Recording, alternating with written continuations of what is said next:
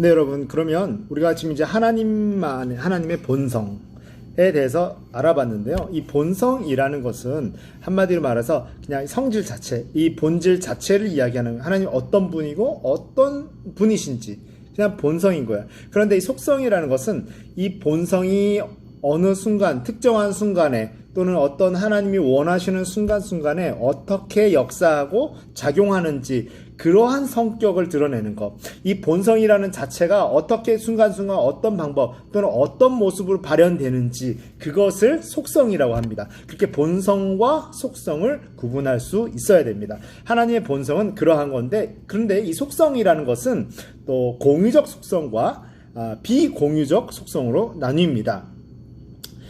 이 비공유적 속성은 하나님만의 속성인 것이죠. 자, 우리가 먼저 하나님만이 가지고 계시는, 공유하지 않는 하나님만의 속성에 대해서 알아볼 건데요.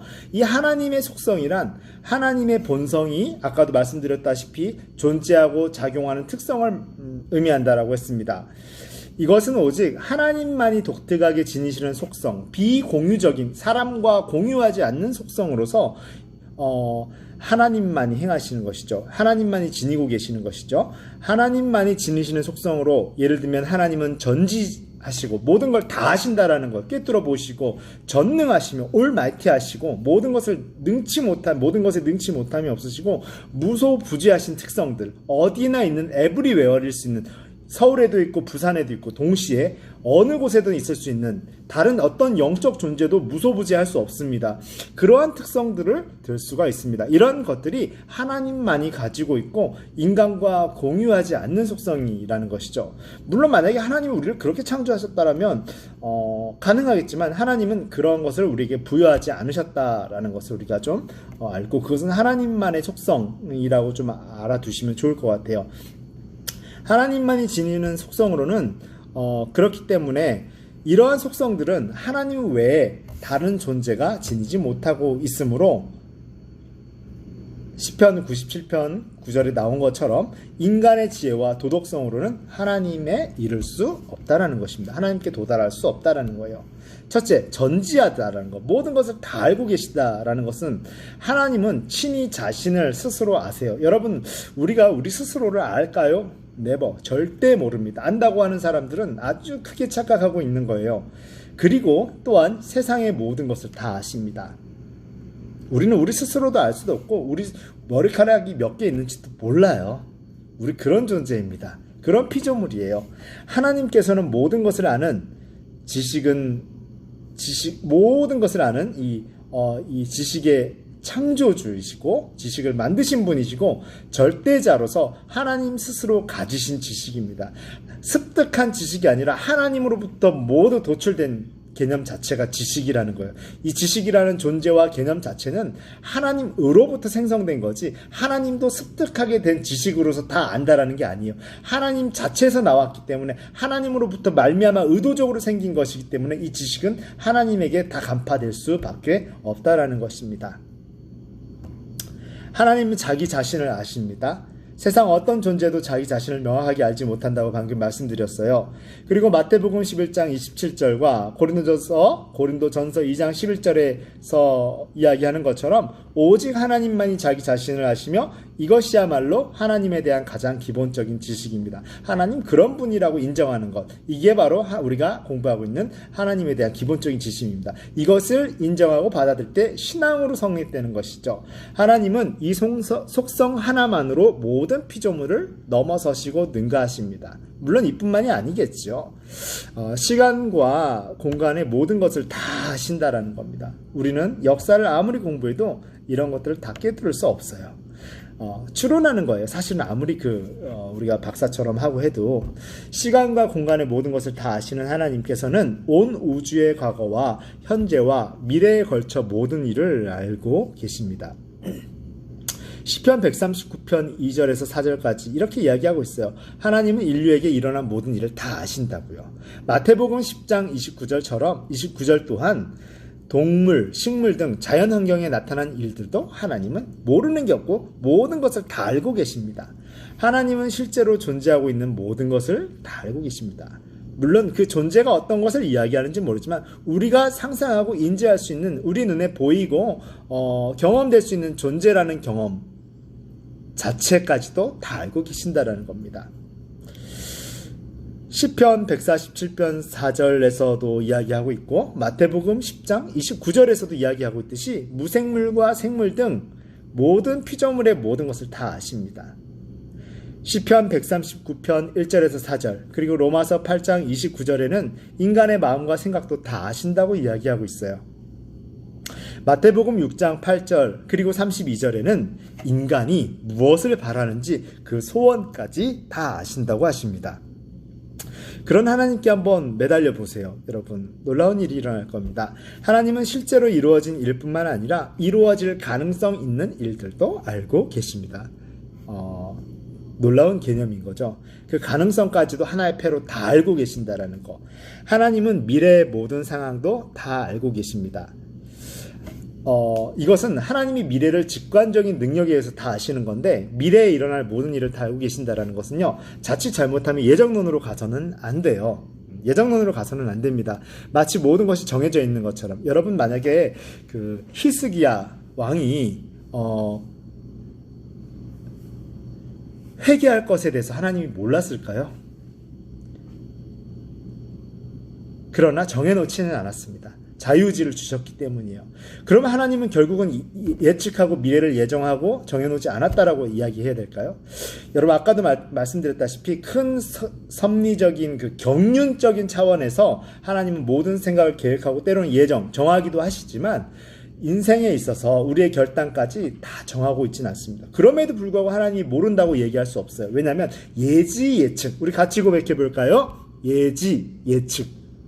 다 아시지만, 자유의지를 주셨지만 그 자유의지를 어떻게 생각할 것까지 다 간파하고 계시는, 모를 수가 없는 그런 전지하신 하나님이시라는 거예요. 가룟 유다가요, 만약에 가룟 유다가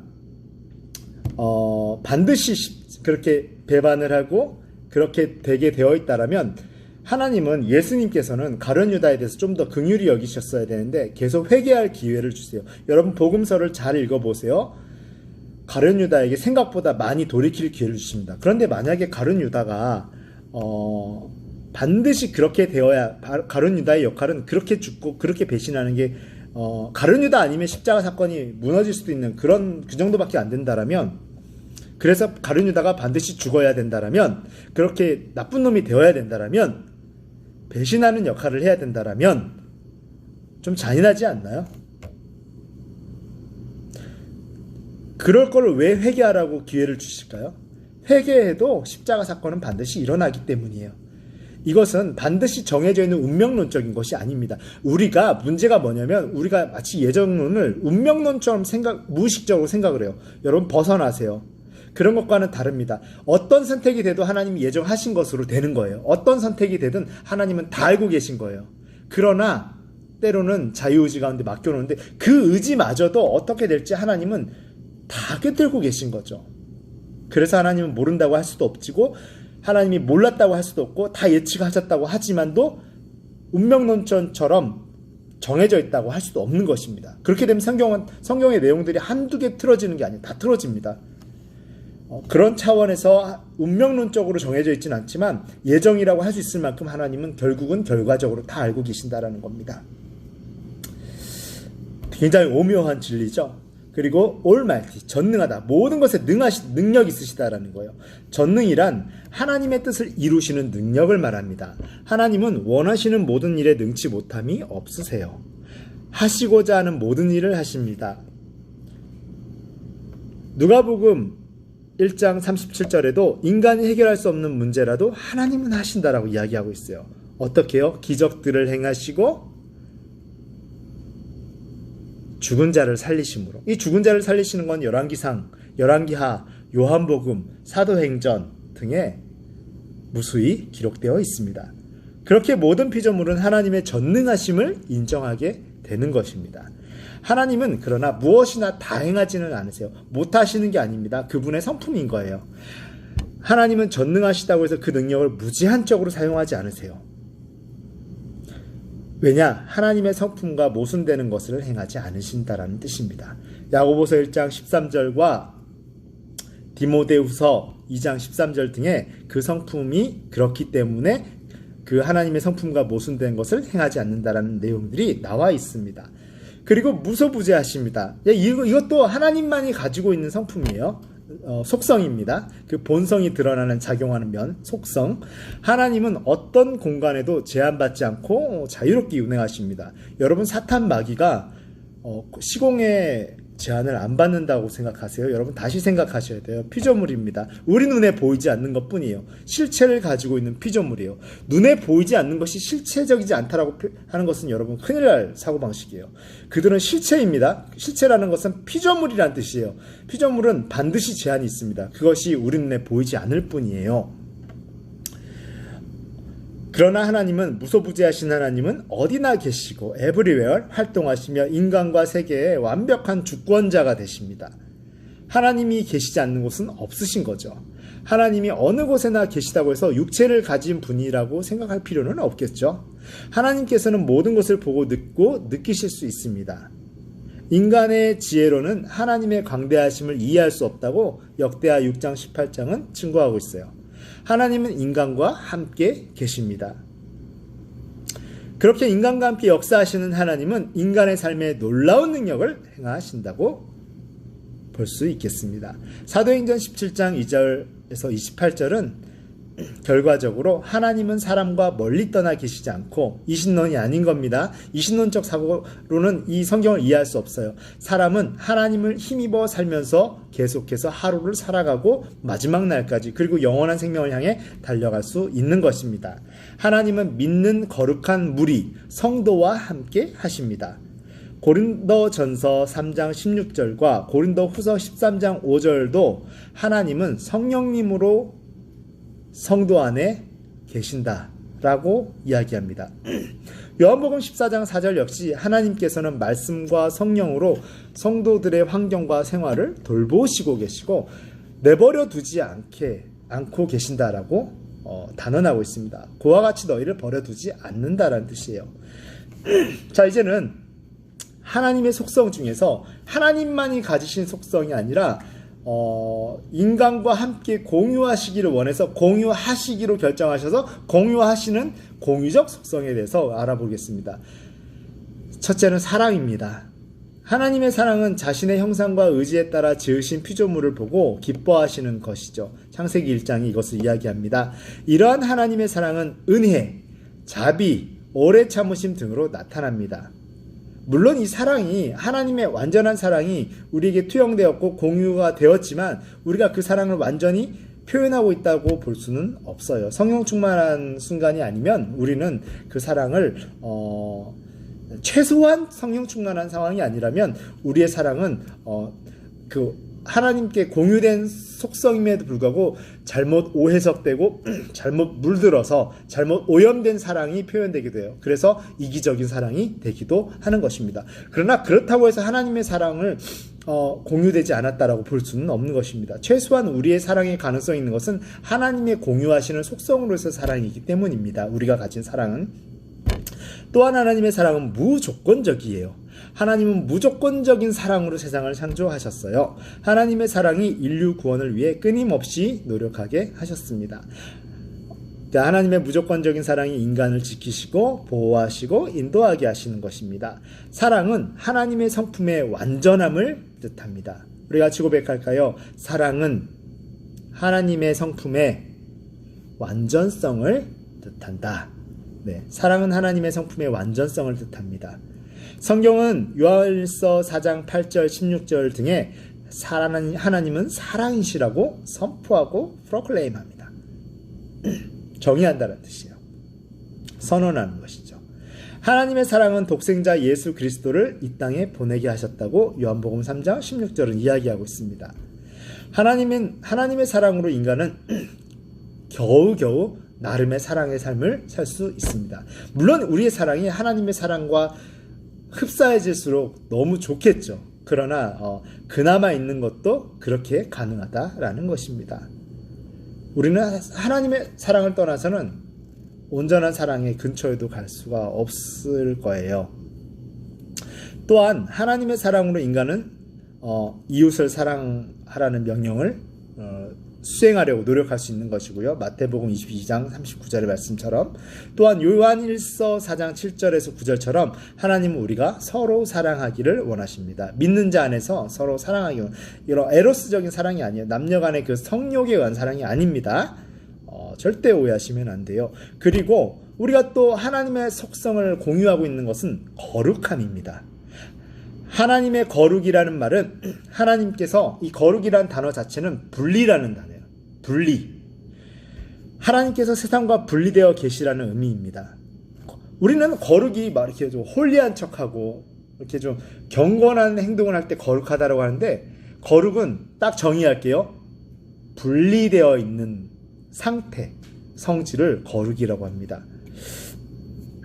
거룩한 하나님은 죄와 완전히 분리되어 계신 분이기 때문에 죄를 용납하지 않으세요. 그러므로 죄지은 인간이 거룩한 하나님 앞에 서기 위해서는 반드시 죄사함을, 예수 그리스도의 이름으로 죄사함을 받아야 됩니다. 거룩하신 하나님은 거짓이 없으십니다. 민수기 23장 19절의 내용처럼 하나님은 언제나 신실하시며 그 하신 말씀을 실행하십니다. 거룩하신 하나님의 약속의 말씀을 믿고 순종하는 자들은 축복을 받아 누리게 됩니다. 여러분 믿으시고 그 거룩을 사모하시기를 바랍니다. 하나님의 거룩하심은 자신의 백성을 거룩하게 하십니다. 구약 시대에 하나님은 이스라엘 백성을 구별하여서 부르셨습니다. 이게 거룩이죠. 세상과 구별해서 부른 거. 성막, 즉 지금의 성전을 세우게 하시고 그곳에 임재하시고 그곳을 거룩하게 하십니다. 구별하셨다라는 거예요. 세상과. 또 고린도전서 3장 16절과 같이 신약에서 성도들은 하나님의 성전으로, 하나님의 성전인 것, 우리가 영역이고 성전입니다. 이 영역이고 성전인 것인데 성전 그 자체로서, 걸어다니는 성전으로서 거룩해야 됩니다. 성도들은 거룩하신 하나님을 성령님으로 인정하고 환영하고 모셔드릴 때에 비로소 성령님의 역사하심으로 거룩한 삶을 살 수가 있는 것입니다. 성도는 예수님의 보혈에 의해 하나님의 거룩하심으로 나아갈 수 있는 것이에요. 하나님께서는 그의 형상과 모양대로 지은 인간이 거룩하게 살아가기를 원하셨습니다. 죄로 인해 타락하고 더러워진 인간은 거룩한 하나님 앞에 설 수 없는 것입니다. 인간이 거룩하신 하나님 앞에 설 수 있게 하기 위해서 하나님은 어떻게 하셨을까요? 예수 그리스도의 십자가 보혈의 은혜를 거저 체험하게 하십니다. 꽁으로 체험하게 하신다라는 거예요. 자, 또 우리가 공유하고 있는 하나님의 속성은 뭘까요? 의로움입니다. 하나님의 의는 하나님께서 자신의 거룩성을 나타내시는 속성을 의미하죠. 의로우신 공의의 하나님은 인간이 하나님의 의에 적합할 때 상을 주시고 부적합할 때 벌을 내리십니다. 하나님은 의로우신 분이세요. 하나님은 의로우시기 때문에 공평하게 행하시고 불의함을 결코 용납하지 않으십니다. 하나님은 의로우시기 때문에 개인과 민족, 국가와 역사 등 온 우주를 이끌어 가십니다. 구약시대의 하나님의 의로움은 심판하시는 의로움으로 나타났어요. 아담과 하와가 죄를 범한 이후에 모든 인류와 만물은 하나님의 의에 합당하지 않았습니다. 하나님의 의는 죄를 지은 대가에 대하여 사망의 심판을 내렸습니다. 무서운 일이죠. 그 심판은 지금 이 강의를 듣고 있음에도 불구하고 아직 예수 그리스도를 영접하지 않았다라면 그 사망의 심판 가운데 있음을 알아야 돼요. 이 강의를 들어서가 아니라 이 강의를 듣건 말건 상관없이 예수 그리스도를 영접함으로 인해서 우리는 그 사망의 심판에서 피해갈 수 있다는 것입니다. 이 심판을 면하기 위해서, 이 영원한 사망의 심판을 면하기 위해서 짐승의 피로 임시적으로 매번 대신했어요. 구약시대에는. 지금으로부터 2000년 전에 예수님이 오시기 전까지는. 그러나 그것은 신약에서 예수님이 한 번에 십자가에서 흘리실 보혈에 대한 예표이고 예고편인 겁니다. 단 그 순간순간만큼은 동일한 효과를 나타냈다라는 거예요. 그러나 차이점은 그것이 반복되어야 됐다라는 겁니다. 신약시대에 예수님이 오시고 나서 이 신약 새로운 이제 갱신된 약속 시대의 하나님의 은은 구원의 의로움, 구원의 의로 나타납니다. 모든 사람은 로마서 5장 12절과 같이 인류 조상의 죄로 말미암아 사망에 이르게 되었습니다. 우리는 예수님의 십자가 구원 사건을 믿음으로써 하나님 앞에 의로운 존재로 설 수 있는 것이에요. 하나님의 의가 임하면 인간에게 세 가지 결과가 임합니다. 하나님의 의로움이 우리에게 임한다. 그럴 때 우리에게 세 가지 결과가 나온다. 결과도 동시에 임한다라는 거예요. 뭘까요? 첫째, 인간은 모든 죄가 용서함을 받아 죄 없는 상태가 되는 겁니다. innocent, 무결한 상태가 되는 거예요. 결백한 상태가 되는 것입니다. 둘째, 인간은 죄가 없음으로 인하여 하나님 앞에 떳떳이 설 수 있게 되는 것이죠. 셋째, 인간은 사탄의 참소와 시험에도 불구하고 승리할 수 있게 됩니다. 자, 우리가 공유하고 있는 하나님의 속성은 선하시다라는 거예요. goodness, 선하심입니다. 착한 것과는 또 다를 수 있는 선함이라는 용어입니다. 하나님의 선하심은 모든 피조물을 너그럽고 자비로운 마음으로 다루시는 성품을 의미합니다. 하나님의 선하심은 인간에게 은혜를 베푸심으로 인간의 영, 육, 그리고 우리가 살아가는 환경 가운데서 오는 기쁨과 만족함을 통해서 알 수 있는 것이죠. 하나님의 은혜를 아는 선한 자들에게뿐만 아니라 악한 자들에게도 하나님의 선하심은 미칩니다. 일반 계시의 은총이 그럴 수 있습니다. 그러나 결과적으로 예수 그리스도를 부인한다면 그 은총에도 불구하고 우리는 영원한 징벌 가운데 들어갈 수밖에 없는 것입니다. 물론 누가복음 6장 35절에서 이런 내용을 이야기하고 있습니다. 하나님 자신이 선 그 자체인 거예요. 선하심 그 자체입니다. 이 세상에 선하신 분은 오직 하나님 한 분뿐이십니다. 하나님은 자신이 선하실 뿐만 아니라 피조물이 선할 수 있는 근거가 되시는 근원이 되신다라고 얘기합니다. 하나님의 선하신 뜻에 따라 피조물을 창조하셨기 때문이에요. 하나님의 세계 창조는 선하신 뜻에 의하여 이루어졌습니다. 피조물은 선하신 창조에 대하여 야훼께 감사하라. 그는 선하시며 인자하심이 영원하심이로다 라고 시편 136편 1절과 같이 이야기합니다. 선하신 하나님은 모든 인간이 구원의 복된 삶을 영위하기를 원하세요. 그런 하나님 앞에 여러분 나아가시길 바랍니다. 하나님은 자신의 선하신 뜻에 따라 모든 인간이 예수 그리스도를 통한 구원의 은혜를 누리기 원합니다. 선하신 하나님은 모든 인간이 죄와 질병과 저주와 죽음에서 해방되어 자유와 생명의 삶을 살기를 원하십니다. 선하신 하나님은 모든 인간이 그리스도에 의해 환경의 저주에서 벗어나 복된 삶을 살기를 원하십니다. 우리가 아담과 하와가 첫사람이 하나님을 배신하고 죄를 범함으로 인해서 모든 환경이 더러워지고 강팍해졌어요. 우리는 밭을 갈고 땀을 흘리고 지옥 같은 삶을 살아야 하루하루를 살아갈 수 있게 되었습니다. 이게 바로 저주받은 환경이에요. 그런데 예수 그리스도로 말미암아 환경의 저주에서 벗어나 복된 삶이 영이 될 수 있다라는 것입니다. 또한 우리가 공유하고 있는 하나님의 속성은 뭘까요? 물론 다 반영하고 있지는 못함에도 불구하고 미약하게나마 우리가 공유하고 있는 속성은 진실함입니다. 하나님의 진실은 그의 뜻이나 그의 백성과의 관계에 있어서 항상 참되시고 거짓이 없으신 것을 의미해요. 진실하신 하나님은 약속의 말씀을 반드시 행하시는, 반드시 지키시는 신실하신 분이십니다. 민수기 20장 23장 19절과 히브리서 10장 23절에서 그렇게 증거하고 있습니다. 하나님의 성품과 행위는 진실합니다. 예수님은 하나님을 유일하신 참 하나님이시라고 말씀하셨어요. 요한복음 17장 3절이 그것을 증거하고 있습니다. 또한 고린도전서 8장 4절 6절에는 사도 바울은 하나님은 거짓 우상과는 존재 자체가 다른 진실하신 하나님이라고 고백하고 선포합니다. 하나님은 하시는 말씀도 진실하세요. 민수기 20장 19절 말씀과 같이 하나님은 사람이 아니기 때문에 거짓말을 하지 않으시고 후회가 없으십니다. 로마서 3장 4절에 사람은 거짓을 말하기 쉬우나 하나님은 참된 말씀만 하신다라고 이야기합니다. 진실하신 하나님을 믿는 자는 우리는 최선을 다해서 진실하게 행해야 합니다. 이것은 성령의 충만함으로 사실상 가능한 것입니다. 하나님께서는 진실하다는 것을 믿는 사람은 남을 속이거나 거짓말을 해서는 안 된다라고 합니다.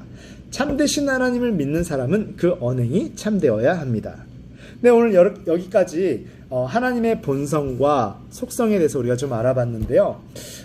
이번 챕터는 그냥 쉽게 넘어간 것 같습니다. 다음 챕터 제4과 삼위일체 하나님에 관한 내용은 제가 설명하고 비유를 들을 것이 깊이 있게 설명할 것이 너무나 많습니다. 그래서 우리가 좀 기대해 주시고요. 4과 삼위일체 하나님 저도 기대가 됩니다. 가장 여러분이 또 정말 얻는 것이 맞는 챕터가 될 거라고 확신하고요. 삼위일체 하나님에서 우리 다시 만나도록 하겠습니다. 사랑하고 축복합니다. 할렐루야.